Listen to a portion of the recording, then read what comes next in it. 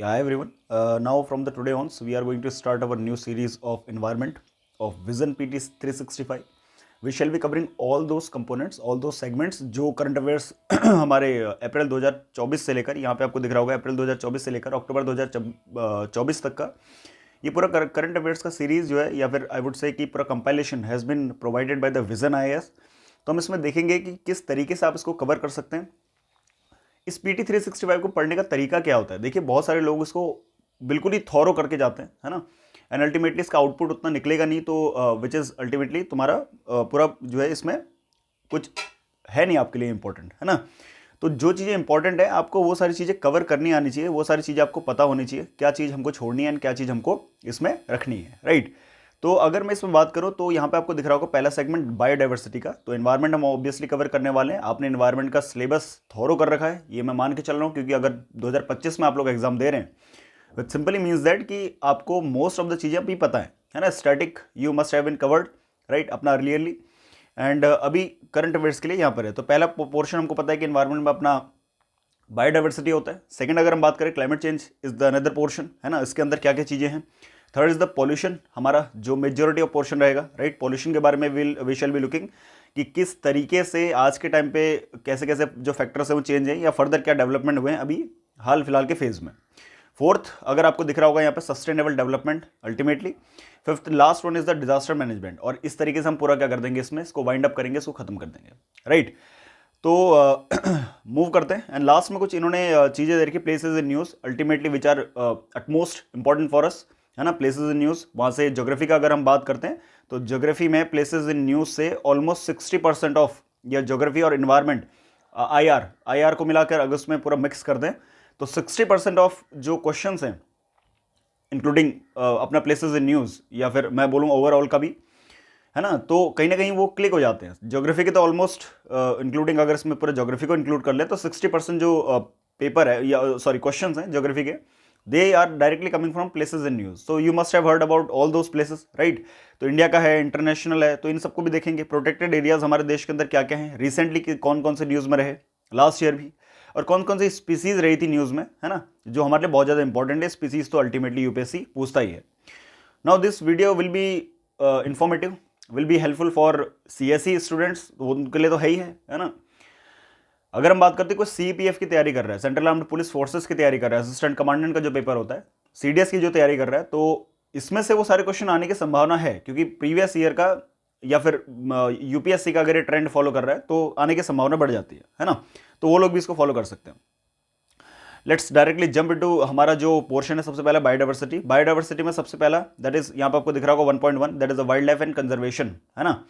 यहाँ पर क्या है, पहली बात करिए इसने IUCN के रेड लिस्ट के बारे में। अब ये मैं मान के चल रहा हूँ कि IUCN के बारे में आपने प्रीवियसली पढ़ा हुआ है। प्रीवियसली कहाँ पढ़ा है आपने, अपने एनवायरमेंट की जब तैयारी करनी शुरू करी होगी स्टैटिक पोर्शन में, तो international union for conservation of nature, इसके बारे में आपने पढ़ा ही होगा। इसकी जो लिस्ट आती है, अच्छा जिसने नहीं पढ़ा है क्लास 9th की अगर आप एक बार किताब उठा के देखेंगे, क्लास 8th की किताब उठा के देखेंगे NCERTs ज्योग्राफी की, वहाँ पर इन सारी चीज़ों के बारे में मैंशन होता है। तो आपने NCERT में भी इसको पढ़ा होगा, मैं मान के चल रहा हूँ। तो जो स्टैटिक पोर्शन है हम उसको नहीं पढ़ेंगे, हमको खाली करंट अफेयर से मतलब है, राइट। तो थ्रेटेंड लिस्ट के बारे में इन्होंने देखिए ये स्टैटिक पोर्शन दे रखा है which is not important for अस अभी इस पर्टिकुलर वीडियो के लिए। ये आप अपने स्टैटिक पोर्शन से पढ़िए, है ना, आपके पास नोट्स होंगे इसके, तो आप इसको वहां से कवर कर सकते हैं। लेकिन जो हमारे लिए इंपॉर्टेंट है वो ये है, यहां पर आपको दिख रहा होगा कुछ जो स्पीसीज है उनके स्टेटस को चेंज करा गया है। स्टेटस को चेंज करने का मतलब क्या है, अगर वो एंडेंजर्ड थी तो उसको वल्नरेबल में कन्वर्ट कर दिया गया, या तो बेसिकली अपग्रेड हुआ है या डाउनग्रेड हुआ है ना। तो इस तरीके से आपको इसको पढ़ना है एंड इन सारी स्पीसीज को हम जो है लाइन बाय लाइन अब कवर करना शुरू करते हैं, फर्दर कवर करना शुरू करते हैं। लाइक पहले यहाँ पे देखा है La Gomera giant lizard. Now this is the species of lizard, है ना, ये आपको दिख रहा होगा। इसका अपडेटेड स्टेटस क्या है, पहले ये क्रिटिकली एंडेंजर्ड था, क्रिटिकली एंडेंजर्ड सब किस में आ गया, ये it has shifted to the endangered category, right. तो अगर आप यहाँ पे देखेंगे कि क्रिटिकली एंडेंजर्ड क्या है हमारा, जो बहुत ज्यादा प्रॉब्लमेटिक में होता है, critically endangered, then extinct in wild, then extinct पूरी तरीके से लुप्त प्रजाति। तो ये हो गया हमारा डाउनग्रेड, मतलब इसकी जो प्रजाति में जो अपग्रेडेशन है या फिर इसका कंजर्वेशन जो स्टेटस है वो अब डाउनग्रेड हुआ है। इसका मतलब ये है कि इसका कहीं ना कहीं स्टेटस ठीक हो गया है, हमारे एनवायरमेंट के अंदर, हमारी इकोलॉजी के अंदर इसका जो स्टेटस है वो ठीक हो गया है। आपको इस तरीके से इसको समझना है कि ये जो लिजर्ड है ना, ला गोमेरा जाइंट लिजर्ड, पहले क्रिटिकली एंडेंजर्ड था, नाउ इट हैज शिफ्टेड और एक स्टेप पीछे आ गया है, एंडेंजर्ड कैटेगरी में आ गया है, which is good for our wild life, for our environment as well, है ना।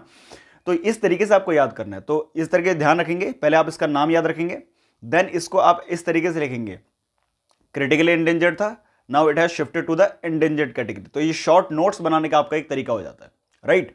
तो इस तरीके से आपको इसको ध्यान में रखना है। Ultimately location if you want to know, है ना, हालांकि इतना लोकेशन के बारे में उतना वो पूछता नहीं है जितना उसके स्टेटस के बारे में वो पूछ लेगा आपसे, है ना। बट हाँ, कहीं ना कहीं लाइन आ सकती है।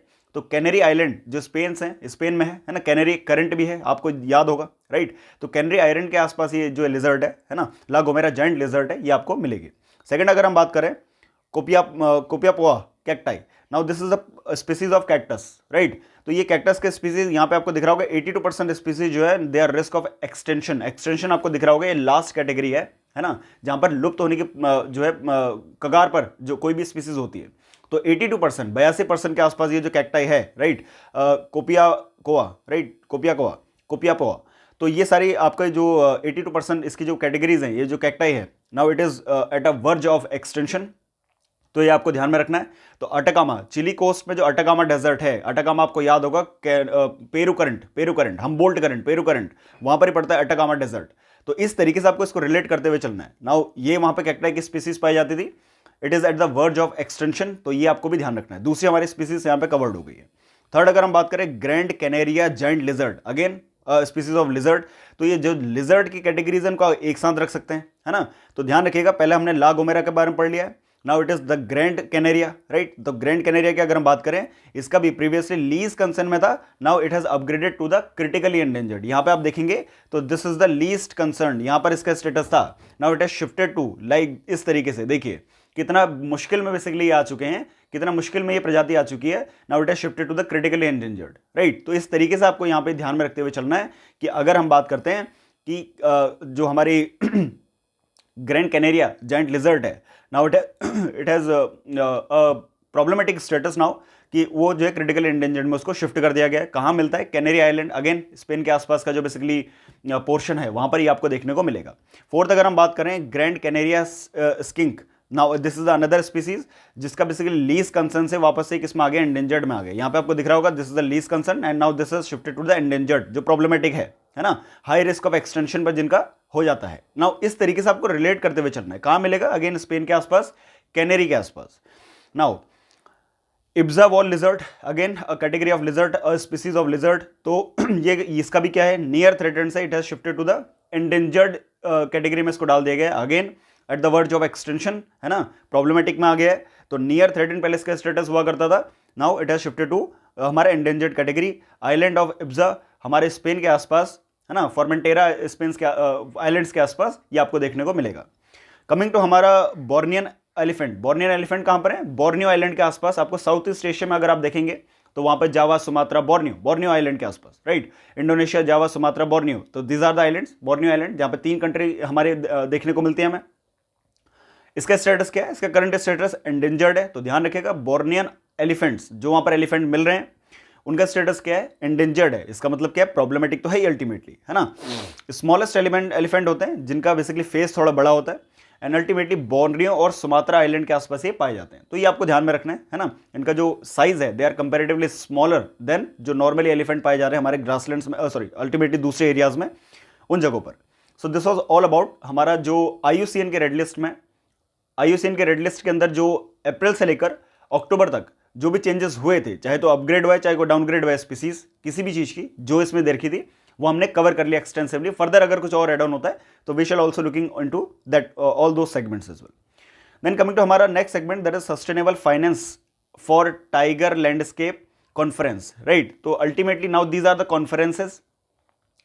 कॉन्फ्रेंसेज अगर हैं तो हमको ये समझ में आता है कि भाई कहीं ना कहीं गवर्नमेंटल ऑर्गेनाइजेशन इसके अंदर इन्वॉल्व होंगी, राइट। तो ये जो कॉन्फ्रेंसेज हैं अल्टीमेटली हमारे लिए इंपॉर्टेंट हो जाती है। Now this is for the tiger, right. Tiger से रिलेटेड कुछ ना कुछ है।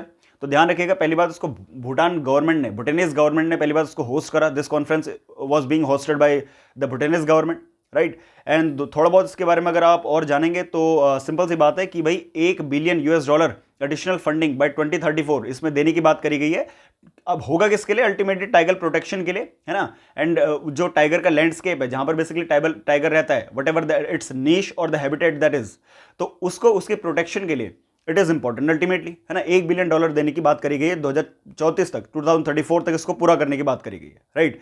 तो अल्टीमेटली टाइगर कंजर्वेशन कोएलिशन यहां पर बनाया गया है ना। That is a group of organisation of various countries. And simple सी बात है, मेंबर कौन है इसके अंदर?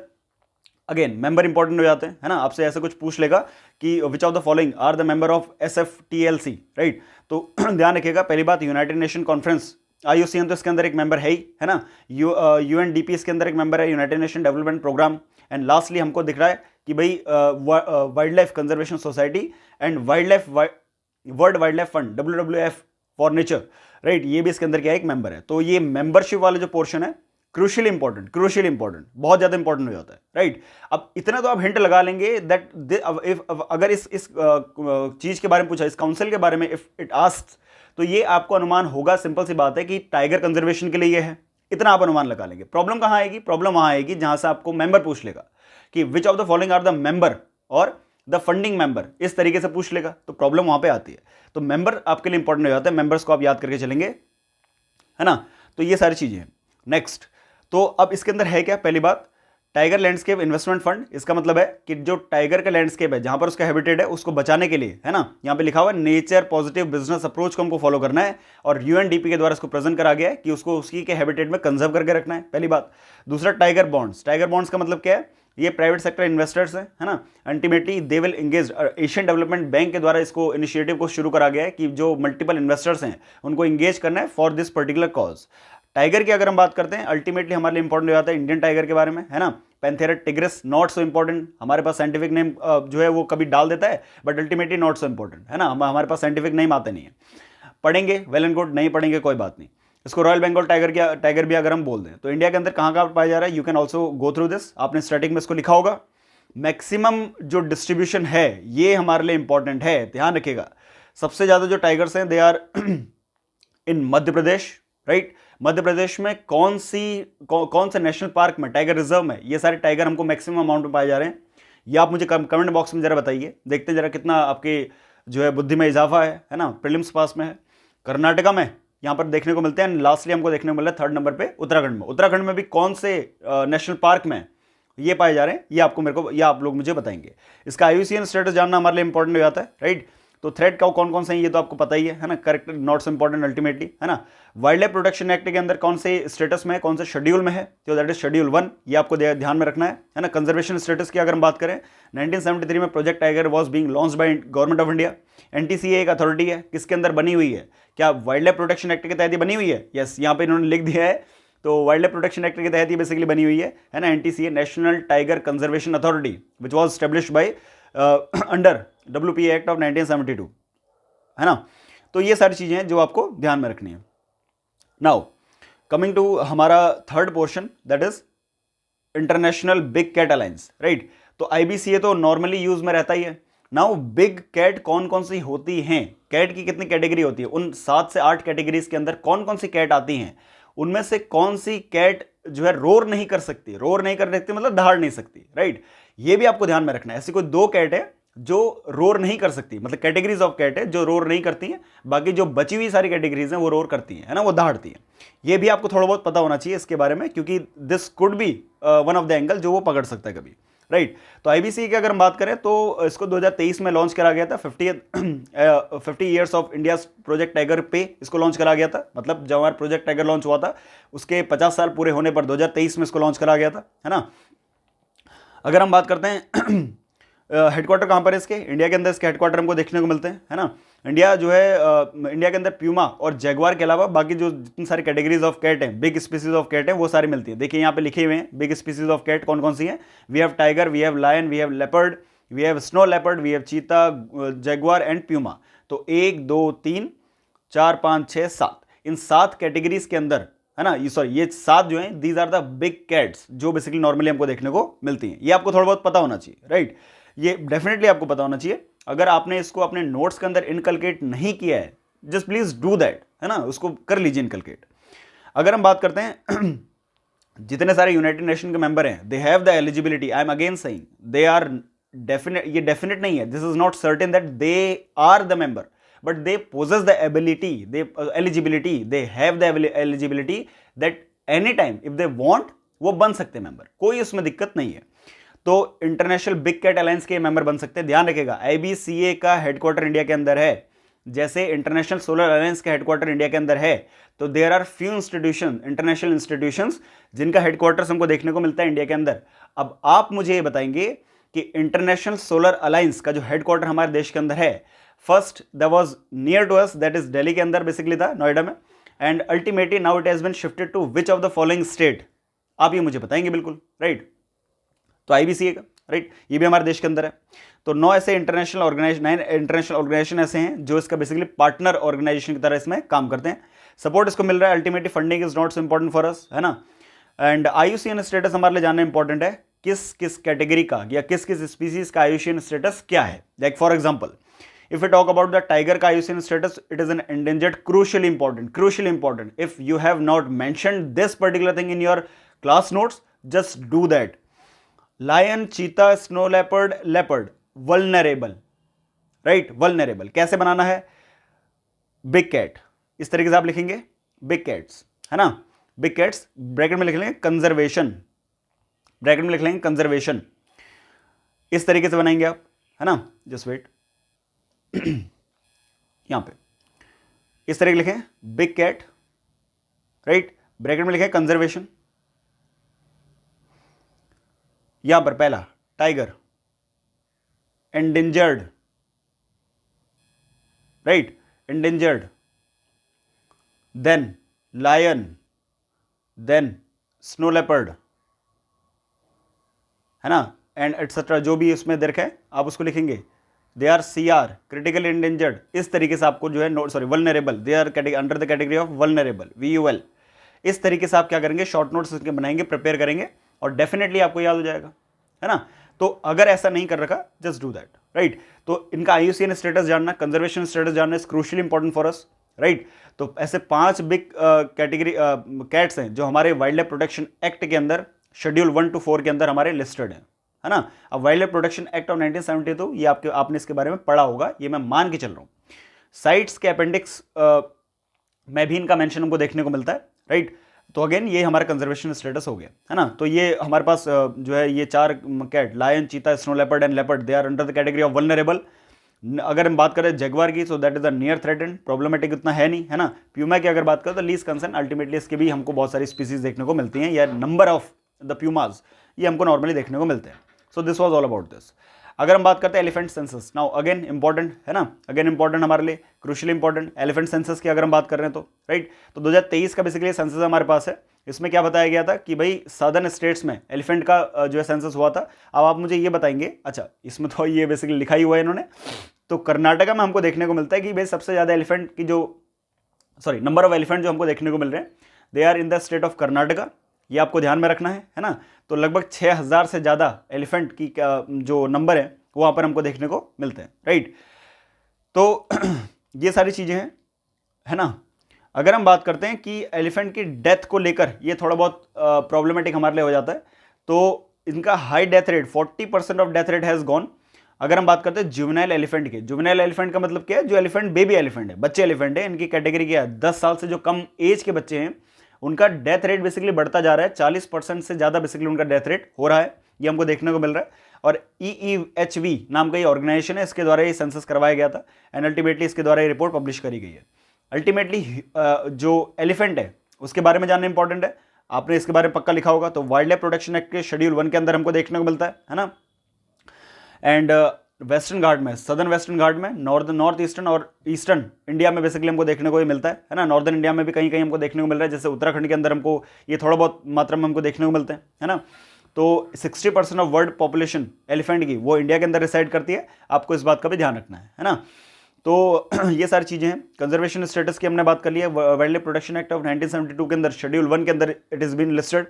प्रोजेक्ट एलिफेंट लॉन्च करा गया था 1992 में, एंड 33 एलिफेंट रिजर्व्स हमारे देश के अंदर है, उसमें 14 मेजर एलिफेंट जो है 14 मेजर एलिफेंट्स स्टेट हमको देखने को मिलते हैं, जहाँ पर एलिफेंट की तादाद अच्छी खासी है, राइट। थ्रेट क्या है थोड़ा बहुत आप देख लेंगे, थ्रेट तो आप नॉर्मली भी अज्यूम कर ही सकते हैं, राइट। अगर हम बात करते हैं there are two types of elephant, Asian elephant होते हैं और अफ्रीकन एलिफेंट्स होते हैं।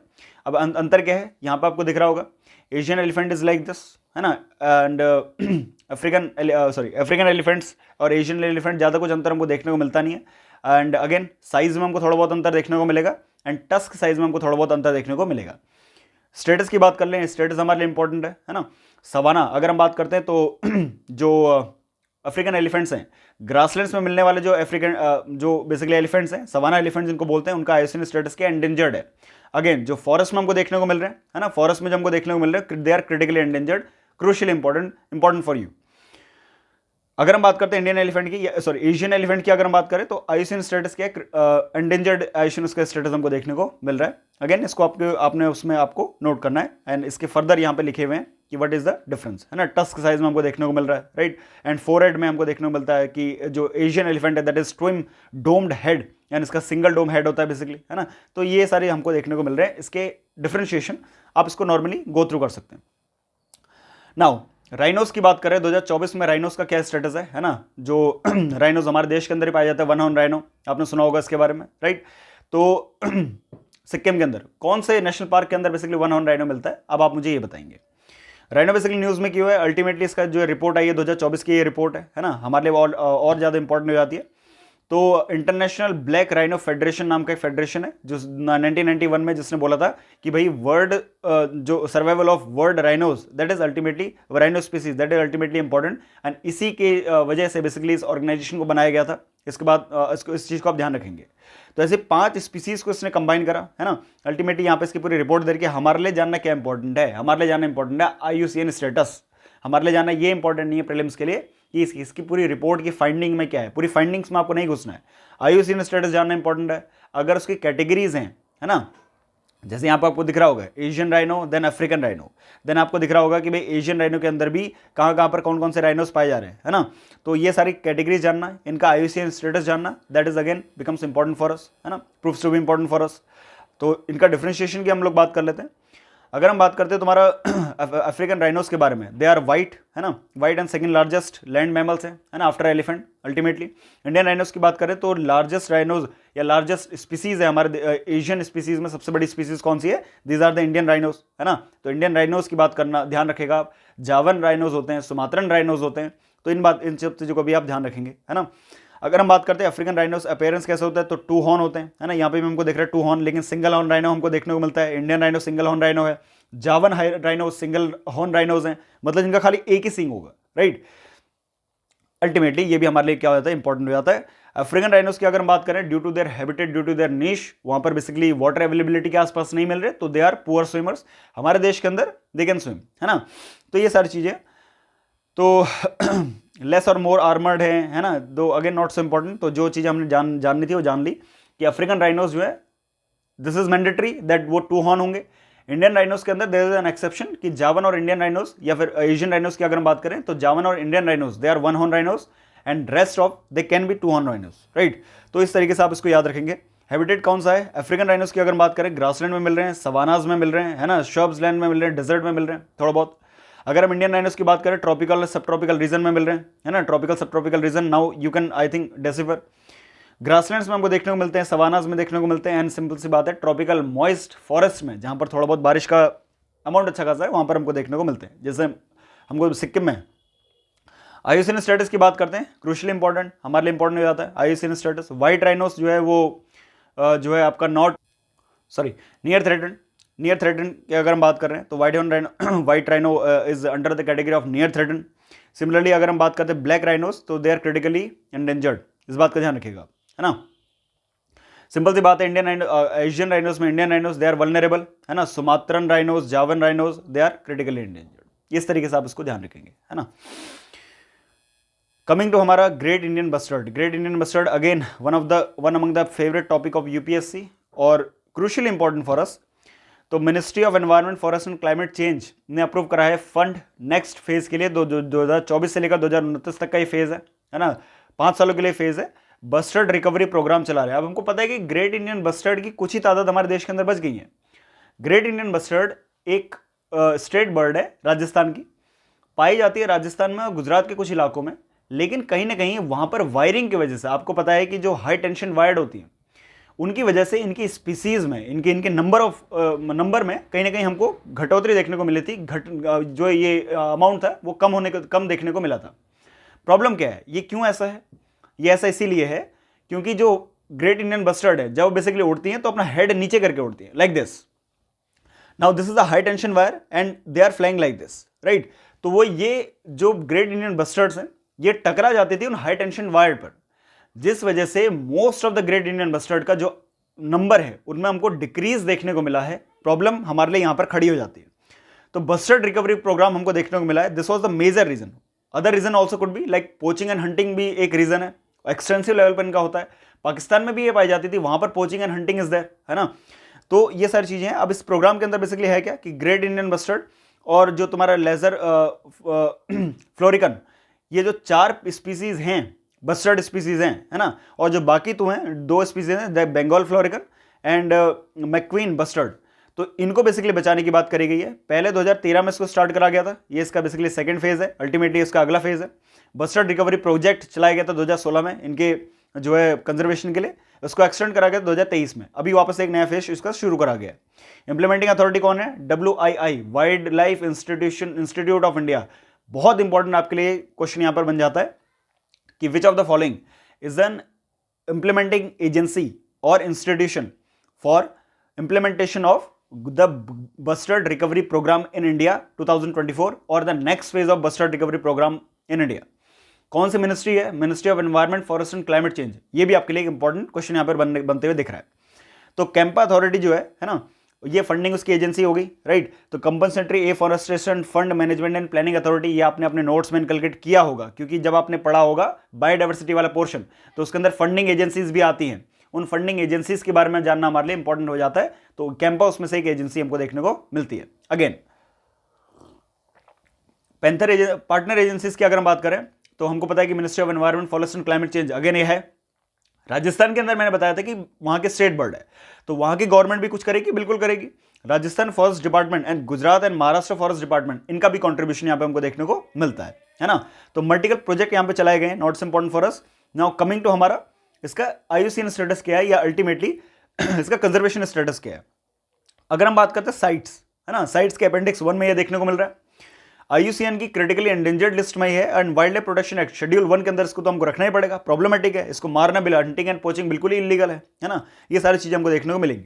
कहां मिल रही है? एक्सटेंसिवली राजस्थान, गुजरात, मध्य प्रदेश, महाराष्ट्र, आंध्र प्रदेश, यहां पर हमको देखने को मिलती है ना। एंड कमिंग टू हमारा थ्रेट कौन कौन से इसके लिए? Pesticide uses, breeding ground, right, problematic होता है। Mismanagement of the agro grassland, ये भी इसके लिए एक प्रॉब्लम हमारे लिए यहाँ पे क्रिएट होती हुई दिख रही है। इंडियन बस्टर्ड की अगर हम बात करें, wild life protection act 1972 schedule 1 के अंदर है, क्रिटिकली एंडेंजर्ड है, अपेंडिक्स 1 ऑफ साइट्स के अंदर इसका मेंशन है ना। थ्रेट कौन कौन सी है? प्रेडिएशन इज अ थ्रेट, है ना। Entanglement with the power line, जो मैंने आपको बताया, ये इसके लिए प्रॉब्लमेटिक होता है ना। एंड मल्टीपल चीजें जो पेस्टिसाइड रिलेटेड इसको प्रॉब्लम है वो भी हमको यहाँ पे देखने को मिलती है। सुप्रीम कोर्ट के क्या ऑर्डर है यहाँ पर, ये आप एक बार देख सकते हैं। हमारे पीटी के लिए तो इतना कुछ इंपॉर्टेंट ये है नहीं, राइट। क्रोकोडाइल कंजर्वेशन प्रोजेक्ट की हम यहाँ पे बात करें, क्रोकोडाइल के कंजर्वेशन से रिलेटेड क्या क्या चीजें हमको देखने को मिली है, राइट। अगर हम बात करें तो इंडिया के द्वारा जो है क्रोकोडाइल कंजर्वेशन प्रोजेक्ट ओडिशा के अंदर कौन सा? भितारकनिका नेशनल पार्क 1975 में इसको लॉन्च करा गया था, राइट। किसके असिस्टेंस के through? UNDP, united nation development programme, और FAO, united food and agriculture organisation के द्वारा इनकी कॉन्ट्रीब्यूशन से, है ना, सबके कोलेबोरेशन से बेसिकली इसको शुरू करा गया था। भितारकनिका अगर न्यूज में इंपॉर्टेंट हो जाता है। रामसर साइट है ओडिशा की, है ना, ओडिशा में लोकेटेड है रामसर साइट है, भितारकनिका नेशनल पार्क। ये हमारे लिए माइग्रेटरी बर्ड का भी एक पॉइंट है, आप इसको, इस बात को भी ध्यान रखेंगे। इसमें सेकंड लार्जेस्ट मैनग्रोव इकोसिस्टम है, राइट। 2023 के पेपर में एक क्वेश्चन आया हुआ था कि विच ऑफ द फॉलोइंग, इसमें से जो मैनग्रोव हैं they are decreasing due to increasing the size of sea. शायद यही वो क्वेश्चन था, ऐसा ही कुछ क्वेश्चन था उसमें। उसका आंसर है रन ऑफ कच्छ। लेकिन अगर हम बात करें उसमें एक ऑप्शन भितारकनिका नेशनल पार्क भी है, तो सेकंड लार्जेस्ट मैनग्रोव है, near to the sea, Bay of Bengal. तो इस तरीके से आप इसको देखेंगे कि हाँ ये कहां पर इसकी लोकेशन है, थोड़ा इस तरीके से भी आप इसको देखिएगा, है ना। तो Bhitarkanika national park second largest mangrove हमारे देश के अंदर है। फर्स्ट कौन से, ये आप मुझे बताएंगे? रामसर साइट है, ओडिशा के अंदर लोकेटेड है। अगेन कौन कौन से रिवर यहां से होते हुए गुजरती हैं? Crucially important, Brahmani river is there, Baitarani river is there, Dhamra river is there and Pathsala river is there, right.